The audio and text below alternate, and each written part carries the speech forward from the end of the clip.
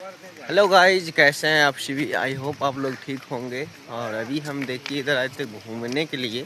और घूमने किस मकसद से आए थे आप लोग को बता देते हैं कि देखिए रोड का जो है काम चल रहा है।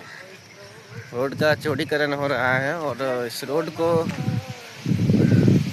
का जो है चौड़ाई 18 फुट दिया गया था। बट वही सब चेक करने के लिए आज हम इस रोड पे पधारे हैं कि क्या सही में 18 फुट इस रोड को ले जाया जा रहा है या फिर कुछ कम है। जैसा कि आप लोग अभी तक देख रहे हैं कि इस वक्त अभी हम इस रोड पे मौजूद हैं और कुछ और दिखाना चाहते हैं आप सबसे। देख लीजिए, देखिए इस दृश्य को कि इस रोड में जाम दुरुस्त नहीं है, लेकिन फिर भी इस रोड पे 10 चक्का, 12 चक्का और 18 चक्का तक गाड़ी इस पे चलाया जाता है। आप लोग खुद बताइए।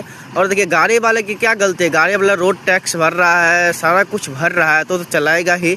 सो इसमें सरकार को जल्द से जल्द रोड बनवा के देना चाहिए। और जो आम पब्लिक को दिक्कत आती है वो चीज़ जो है नहीं होना चाहिए। अब देखिए इस रोड के बीच में देखिए खड्डा कितना है, देख लीजिए रोड के साइड में खड्डा है।